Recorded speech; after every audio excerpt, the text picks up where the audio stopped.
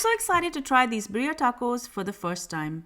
The key to this vibrant red chili base is the guajillo chilies, and I'm also going to be using ancho and chile de arbol.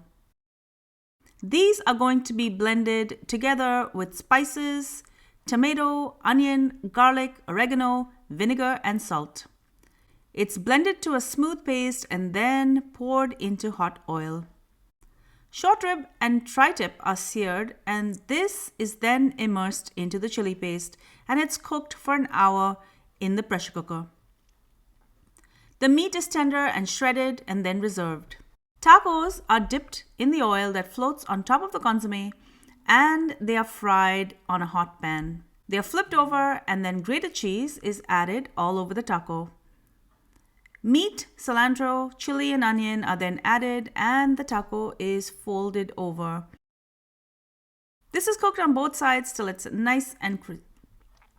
Gets nice and crispy. If this isn't amazing enough, these tacos are then served with a delicious meat sauce or consommé. It's dipped in its rich red velvety consommé and enjoyed.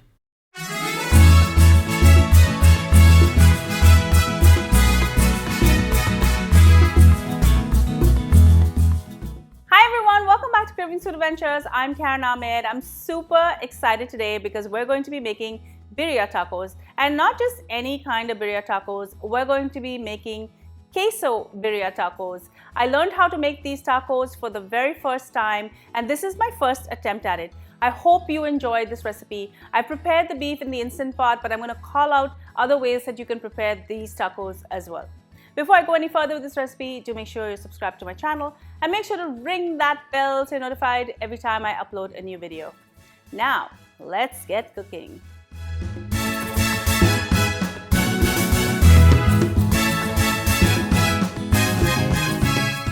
You want to use a cut of beef that has a good ratio of fat to meat. I'm using a combination of short rib and tri-tip. I have 800 grams of beef short rib and 1,200 grams of tri-tip. You can also use chuck roast or beef cheek.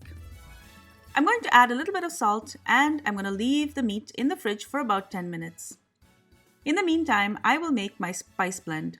Start by roasting 2 teaspoons of ground cumin, 1 teaspoon of black peppercorns, 1 teaspoon of whole cloves, 1 bay leaf, and a 2-inch stick of cinnamon. I'm going to lightly toast these and then remove them. Now for the chilies. I've taken the stems out. 10 guajillo chilies, that's 60 grams. 4 ancho chilies, that's also 60 grams. Ancho chilies tend to be a lot heavier. 8 chile de arbol, that's about 8 to 10 grams. If you want to increase the spice level of your birria, add more chile de arbol. Once these are lightly toasted, remove them and reserve. Back in the hot pan, I'm going to roast half an onion and 5 cloves of garlic. Add some oil to the hot pan and sear the meat in batches. When it has a nice caramelized color, flip it over. The salt we added to the meat will help draw out some of the moisture from the surface, making it easier to caramelize. Searing the meat adds flavor, but it also traps all of the meat juices inside the meat as it cooks. I'm going to add 3 tomatoes, this is roughly 200 grams, and all of the chilies into my Instant Pot.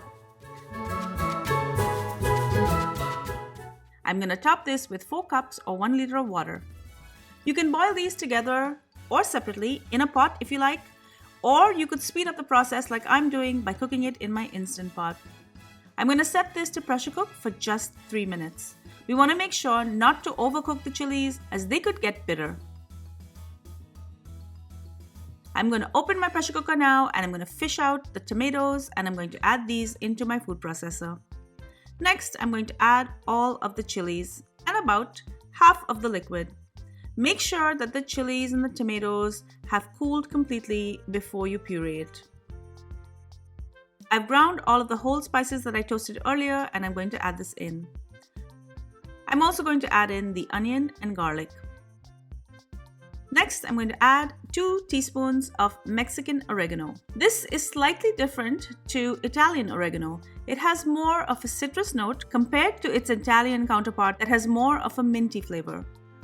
Add 2 tablespoons of coarse salt, and next I'm going to add 5 tablespoons of vinegar. Now I will start to puree this. To thin it out, I'm going to add another cup of the chili liquid. I'm straining this as there could be some residue from the chilies. The Mexican spice blend can be made ahead and stored in your fridge. It can also be frozen. Set the Instant Pot to saute mode. I'm going to add half a cup of oil and I'm going to allow this to heat up. The reason I love to use my Instant Pot is because I have an 8-quart and it has high sides. This will prevent splatter.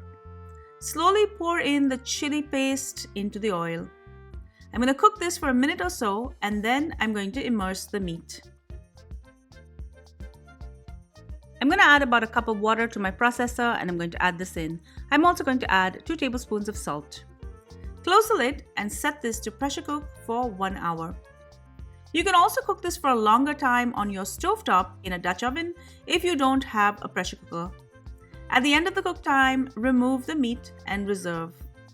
This should be fork tender and it should easily shred. If it doesn't, you can cook your meat a little bit longer. Another option to a regular stovetop cooking or pressure cooking is slow cooking. You can transfer this to a slow cooker or a crock pot and just let it slow cook overnight. Often that is my preferred method for fall off the bone tender meat. I don't like to use the slow cooker function on the Instant Pot as I don't like the results.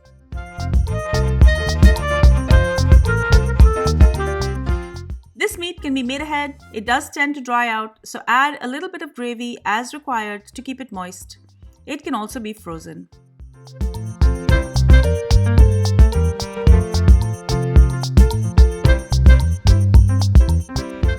Now for the fun part, we're going to prep the tacos.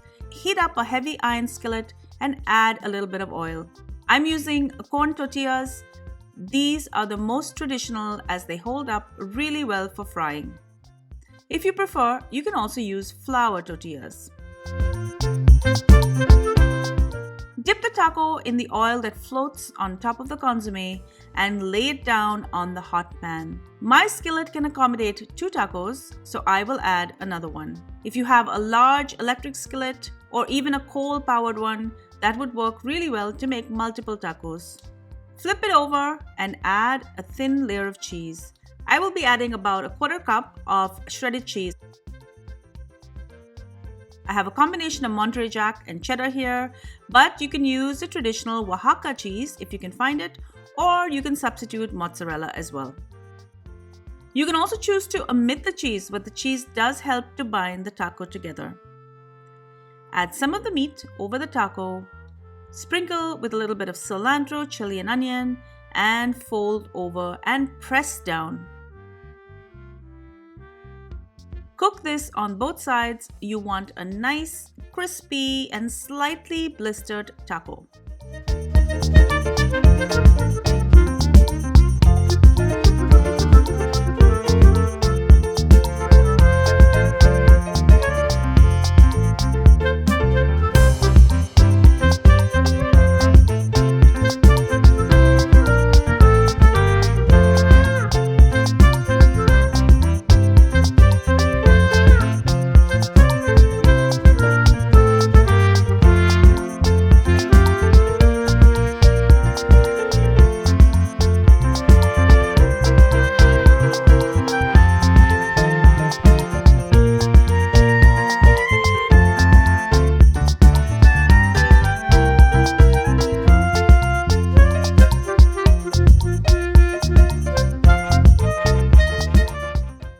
Doesn't look delicious enough, it's then dipped into the reserved consommé, and this is topped with more cilantro, chili, and onion.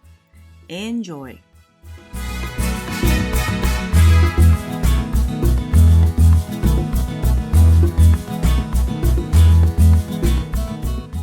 Thank you so much for joining me on Cravings Food Adventures. I hope you enjoyed this absolutely delicious recipe for Queso Birria Tacos. Like I mentioned, this was my virgin time making birria tacos, but I'm going to be making many versions of it in the future. You can count on that. If you love this video, give me a thumbs up, leave me a comment below, and don't forget, please subscribe to my channel. I'm really trying to hit 100,000 subscribers, and I hope that you can help me get there. Also, make sure to leave me a comment below. I love hearing from you. Let me know what other kinds of recipes you're looking for as well. And be sure to follow me behind the scenes on all of my social channels. I'm on Facebook, Instagram, Pinterest, Twitter, and TikTok.